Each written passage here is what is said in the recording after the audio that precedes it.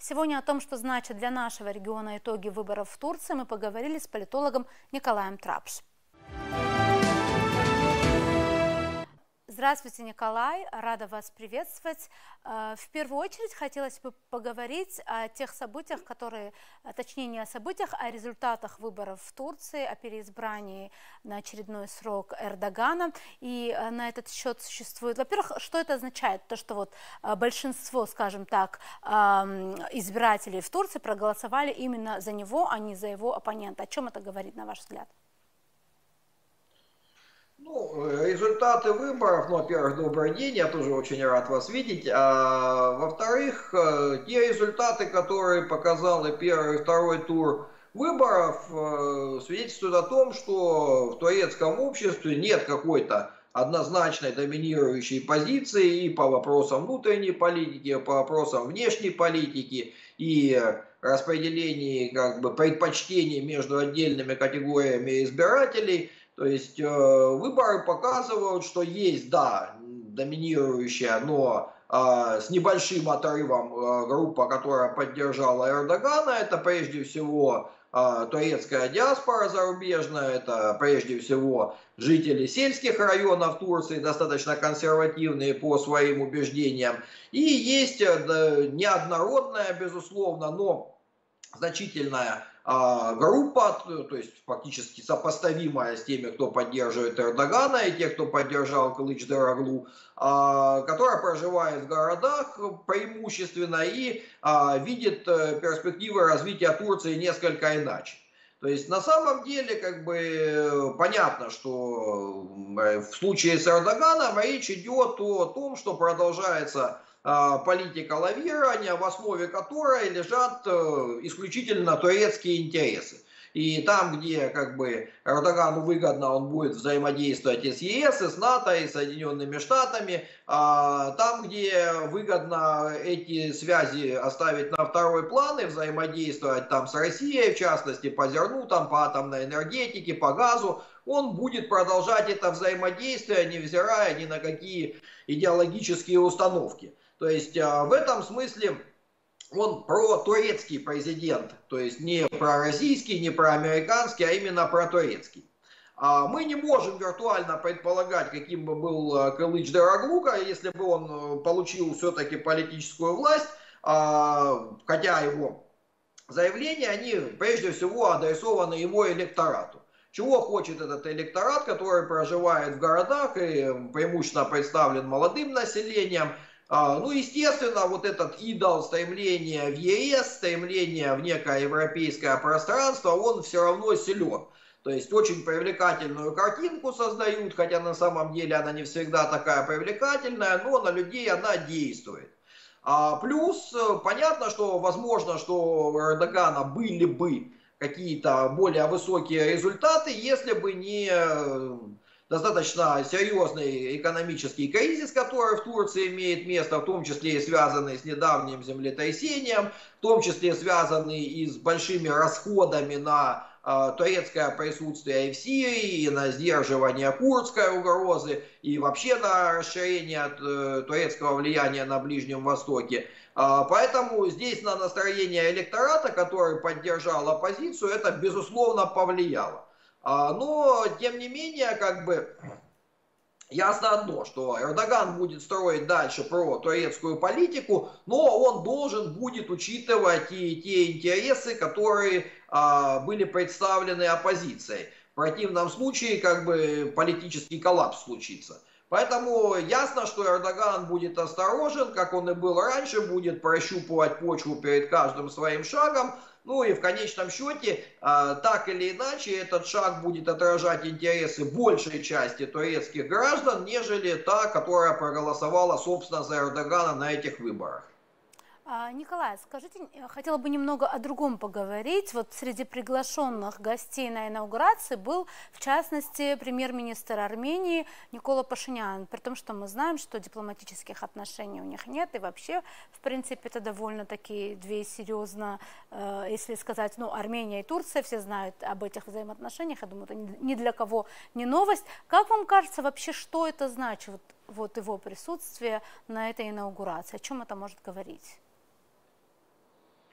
Ну, это может говорить только об одном, что у Армении достаточно узкое пространство для маневра.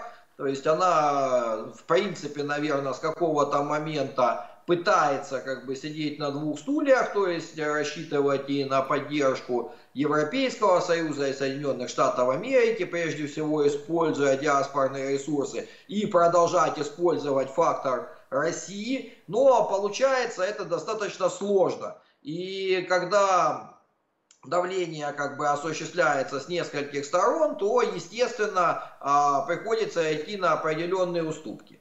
Пока как бы самые такие радикальные прогнозы относительно изменений политического курса Армении, они не оправдались. То есть пока нет каких-то конкретных решений ни по открытию коридора между Азербайджаном и Турцией, ни по каким-то территориальным уступкам со стороны Армении. Но если как бы курс правительства Пашиняна не изменится, то эти уступки непременно последуют. Потому что он не надеется на Россию, которая отвлечена украинским кризисом, и в этих условиях ему очень трудно что-то противопоставить консолидированному давлению со стороны Азербайджана и Турции. Поэтому он сейчас пытается играть на опережение, пытается выстроить самостоятельную линию взаимодействия с Турцией, пытается, наверное, как-то дать знак Эрдогану, что он готов договариваться, но договариваться в первую очередь не с Алиевым, а с Эрдоганом, но трудно сказать, что из этого выйдет, поскольку у Турции есть свои интересы, как бы есть свои устойчивые предпочтения, и какую цену Пашинян должен будет заплатить за то, чтобы выстроить систему отношений с Турцией, ну, пока очень трудно предположить. Но в любом случае эта цена будет высокой, поскольку в данном случае инициатором выступает он, и, соответственно, ему уже эту цену обозначают, а не он ее формирует. А теперь о другом вопросе. Вот готовясь к этой передаче, читая различные издания и СМИ, в том числе и российские, европейские, американские, британские, какие угодно, то есть очень мало вообще из них кто-то остался там в стороне, каждый пишет, каждый считает своим долгом написать об итогах выборов в Турции, дать какую-то аналитику. Как вам кажется вообще, чем обусловлен такой вот интерес к этим выборам, к фигуре Эрдогана, к тому, кто будет править Турцией? С чем это связано?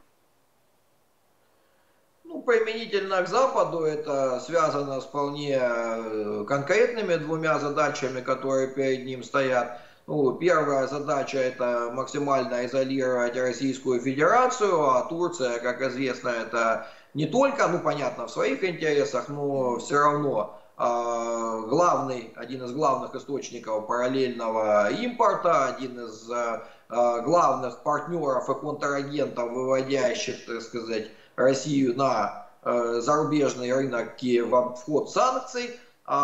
Плюс, как бы, ну, любая победа, где вот кандидат провозглашает свою ориентацию на Европу, Соединенные Штаты, на некий набор ценностей, она важна в идеологическом, в информационном плане, поэтому все стремятся использовать этот ресурс для того, чтобы набрать рейтинговых очков и получить ту картинку медийную, которая им удобна для реализации текущих политических целей. И в этом смысле тут все совершенно очевидно. Другое дело, что в большинстве случаев вот эти как бы обращения к турецкой проблематике, что в Европе, что в Соединенных Штатах Америки, что в России, они во многом отражают, ну, скажем так, не очень глубокое понимание тех процессов, которые происходят в Турции. Ясно же, что там даже если пришла бы к власти оппозиция, а не Эрдоган, это не означало бы сиюминутный поворот на 180 градусов во всех вопросах.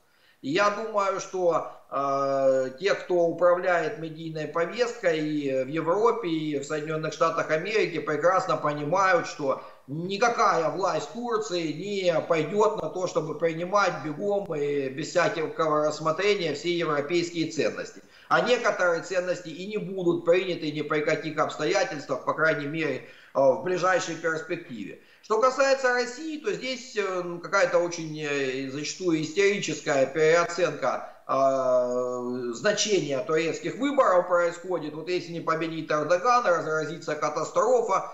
на самом деле, ну, мы уже об этом говорили, Эрдоган не пророссийский политик, он протурецкий политик.